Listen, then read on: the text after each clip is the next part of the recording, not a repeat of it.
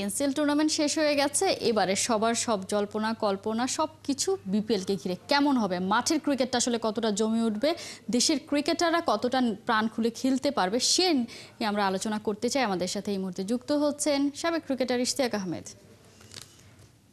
ইশতিয়াক আহমেদ, শুভ সকাল, স্বাগত একাত্তরে খেলা যুগে। ফাইনাল ম্যাচের আগে আমরা অনেক প্রেডিকশন শুনছিলাম যে জমজমাট ফাইনাল হবে, হাড্ডাহাড্ডি লড়াই হবে, ব্যাটিং বোলিং সেই রকম হবে। সেখান থেকে একটা মেরে ফাইনাল, মানে টি-20 ফাইনালে যে দলটা টুর্নামেন্ট শুরু করেছিল 200-রও বেশি রান চেস করে জিতে, সেই দলটা ফাইনালে এসে 62 রানে অল আউট হয়ে গিয়েছে। এই বিষয়টা আসলে কিভাবে দেখছেন? ধন্যবাদ কনা। দুঃখজনক, ফাইনাল যে ধরনের হওয়ার উচিত ছিল সে ধরনের হয়নি। আমরা আগেও খেলা দেখেছি বিপিএল এবং অন্যান্য ফ্র্যাঞ্চাইজ ক্রিকেটে ফাইনালটা এই ধরনেরই একটা লো স্কোরিং ম্যাচে শেষ হয়েছে। বাট আমার মনে হয় যে এনসিএলটাকে যদি আমরা ওভারঅল যদি দেখি, এনসিএল থেকে আমরা কি পেয়েছি। এনসিএল প্রথমত হচ্ছে এটা একটা ভালো উদ্যোগ যে টি-20 বিপিএল এর বিকল্প কিংবা বিপিএল ছাড়া প্লেয়ারদেরকে টি-20 ক্রিকেটে আরেকটু কন্ডিশন করা, আরেকটু স্কিল ডেভেলপ করার একটা নতুন একটা সংযোজন আমি মনে করি এনসিএল। এবং ইয়েস, ফাইনাল ওয়াজ এ ডিসঅ্যাপয়েন্টমেন্ট। আমার মনে হয় যে ওভারঅল খুব একটা খারাপ কিন্তু আমি বলবো না যে উইকেটস কিংবা কন্ডিশনস ছিল। ইয়েস, সিলেট ছাড়া যদি আমরা অন্যান্য শহরে এটা যদি আমরা খেলতে পারতাম, আমার মনে হয় আগামী এনসিএল থেকে আমরা এটা হয়তো পাবো। বাট কিছু পজিটিভস তো নিশ্চয়ই আছে আমি মনে করি এনসিএল থেকে। গুড ফর হাই পারফরমেন্স প্লেয়ারদের অনেক এখানে তাদের স্কিলস দেখাবার একটা ভালো সুযোগ ছিল। এবং এই বিপিএল শুরু হওয়ার আগে অনেক প্লেয়ার যারা ভালো খেলেছে, লেটস হোপ যে তারা এই ধারাবাহিকতাটা কন্টিনিউ করতে পারে ডিউরিং দ্য বিপিএল। এবং অনেক প্লেয়ার যারা বিপিএল হতে পারে তারা তাকিয়ে আছে বিপিএল খেলবে, এটাও একটা ভালো সুযোগ। যেরকম আরিফুল ইসলাম, জিশান আলমের contemporary, he is also promising player. Zishan আলমও আমি আশা করবো যে এই বিপিএল এ চলে উঠবে, ভেরি এক্সাইটিং প্লেয়ার। একেবারে শুরুর ম্যাচেই তো আসলে তিনি সেটা প্রমাণ করে দিয়েছেন যে তিনি আসলে কিভাবে টি-20টা কিভাবে খেলতে হয় সেটা তিনি দেখিয়েছেন পুরো টুর্নামেন্ট জুড়ে। যে দলটা চ্যাম্পিয়ন হলো রংপুর বিভাগ, যে সেই দলটাতে আসলে যারা খেলছেন তাদের কেউই আসলে সেভাবে জাতীয় দলের টি-20 ফরম্যাটের রাডারের আশেপাশেও নেই, অথচ সেই দলটাই চ্যাম্পিয়ন। এই বিষয়টা আসলে ডাবল মিনিং করে কিনা, যে একটা হচ্ছে না দলের ইয়াংস্টাররা আগামীতে সুযোগ পাবে, বা আমরা যদি টপ পারফর্মারের কথা বলি আলাউদ্দিন বাবু, তিনি যে টপ পারফর্মার হলেন, এতে আসলে জাতীয় দল কিভাবে লাভবান হবেন? আরেকটা জিনিস নিশ্চিত যে Akbar Ali is a captain, যে কিনা he is proving to be an effective captain.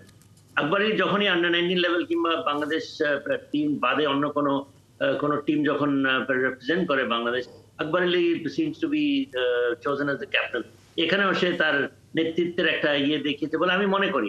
Akbar Ali is young promising captain. ও কেবলমাত্র যে পজিশনে ব্যাটিং করে সেই জন্য হয়তো বা ন্যাশনাল টিমে তার আসার নাই, তার মধ্যে সে এটা রয়েছে। বাট গুড দ্যাট যারা মেইন স্ট্রিম প্লেয়ার্স না, they formed as a team and performed and won a championship. এটাতে বোঝা যায় it's a team game. T20 or any form of cricket is always a team game.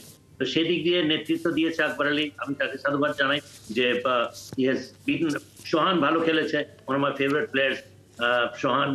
Hopefully যে সেও বা নজর কাটবে। Rony Haider is one player যে কিনা আমার মনে হয় বাংলাদেশ অনেকদিন ধরে একটা ফাস্ট বোলার অলরাউন্ডারের খোঁজে আছে, left arm fast bowler, good variations, slower one effective. সেটা তো আসলে ঠিক আছে। আমার প্রশ্নটা আসলে যে জায়গাটা ছিল যে যারা আসলে টপ পারফর্মার হচ্ছে তারা কেউ জাতীয় দলের ভাবনাতে নেই, বা তাদের যে বয়সে তারা পৌঁছেছেন তারা আসলে সেভাবে হয়তো ভাবনায় থাকার সুযোগটাও হারিয়ে ফেলেছেন। গতকাল আলাউদ্দিন বাবু তিনিও বলছিলেন যে তিনি যখন ক্যারিয়ারের পিকে ছিলেন তখন তাকে আসলে কেউ পিক করেনি।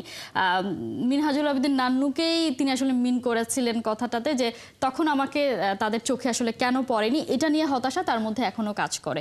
এই যে ব্যাপারগুলো, যে একজন প্লেয়ারকে পিক করা ঠিক সময়ে, বা তাকে নার্চার করা, বা তার মধ্যে যে প্রতিভা আছে সেগুলোকে খুঁজে বের করা, এই জায়গাগুলোতে তো আমাদের আসলে লুপহোলস রয়েই যাচ্ছে। একটা কণা যদি আপনি দেখেন বিগত দিনগুলোতে কিন্তু কিছু কিছু সিনিয়র প্লেয়ার আর ডোমেস্টিক ক্রিকেট খেলার পরে সুযোগ পেয়েছে ন্যাশনাল টিমে। আমার মনে হয় যে আলাউদ্দিন বাবুর হতাশ হওয়ার এরকম কোনো আমি কারণ দেখছি না।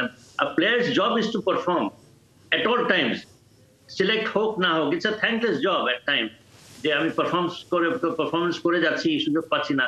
কিন্তু professional cricketer has always got to remain positive and keep on performing.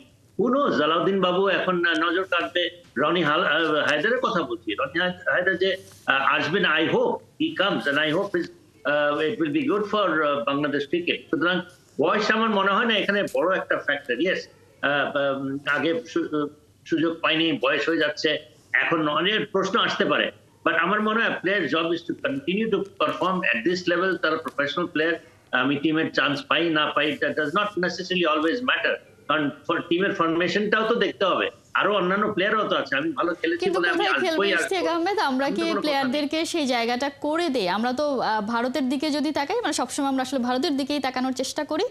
তাদের আসলে কয়জন, 11 জনের বাইরে তো তাদেরও সুযোগ দেওয়ার সুযোগটা থাকে না। কিন্তু তাদের দেশে এত এত ঘরোয়া টুর্নামেন্ট, কোথাও না কোথাও কেউ না কেউ পারফর্ম করছে, বছর জুড়ে পারফর্ম করে যাচ্ছে। সেদিক থেকে তারা তো তাদের ক্যারিয়ারটাকে সেইভাবে এগিয়ে নিয়ে যেতেই পারছে, বা যখন সুযোগ পাচ্ছে লুফে নিচ্ছে। বাংলাদেশে তো সেই সুযোগটাই নেই। এনসিএল প্রথমবারের মতো টি-20 টুর্নামেন্টে হলো। আমরা সব সময় বলে আসছি যে বিপিএল এর বাইরেও একটা ঘরোয়া টি-20 টুর্নামেন্ট দরকার টি-20তে সাস্টেনেবল সাকসেসের জন্য। সেখান থেকে প্রথমবারের মতো হলো। তো ক্রিকেটাররাও তো সুযোগ পাচ্ছে না।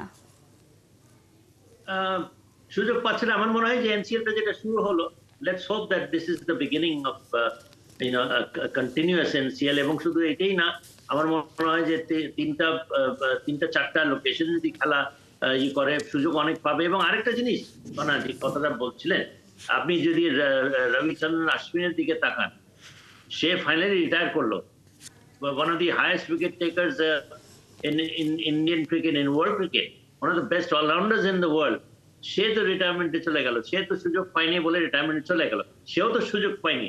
দেখেন যে পারফর্ম করা প্লেয়ার, ওয়ার্ল্ডস বেস্ট প্লেয়ার, সেও টিমে জায়গা পায়নি। সুতরাং টিমের ফরমেশন, কম্পোজিশন, কোন প্লেয়ারকে কোন উইকেটে খেলাবে, কোন কন্ডিশনে খেলাবে, সেটার উপর অনেক সময় নির্ভর করে। সুতরাং আমার মনে হয় যে ভালো খেলার পরেও সুযোগ পাচ্ছে না, এইটা মনে করাটা আমার মনে হয় যে ফর প্লেয়ার্স অন্তত দেয়ার জব, আমি সবসময় মনে করি যে তাদের কাজ হচ্ছে continuously perform, enjoy the game and prove your excellence at all times. সুতরাং আই ডোন্ট থিঙ্ক আলাউদ্দিন বাবুর কোনো সুযোগই থাকবে না, তা না। এন্ড আমি Rony Haider, I tell you কনা, Rony Haider is going to come back to the national team.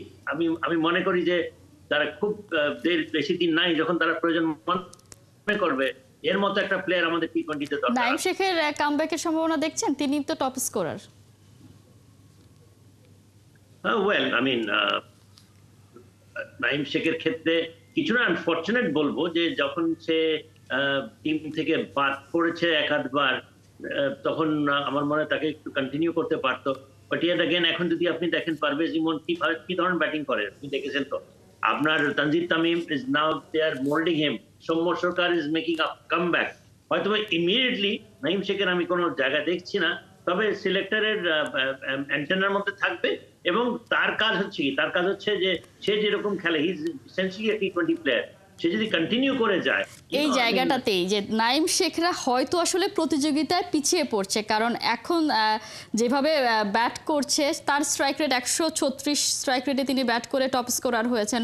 অন্যদিকে পারভেজ ইমনরা 160-170 স্ট্রাইক রেটে প্রথম ম্যাচেই খেলে দিচ্ছে, মানে দলে সুযোগ পাওয়া মাত্রই। সো তাদের সুযোগটা কিন্তু কমই থাকে। আপনি যেটা বলেছেন যে পারফর্ম করে যেতে হবে, যখন সুযোগ আসবে সেটাকে তখন লুফে নিতে হবে।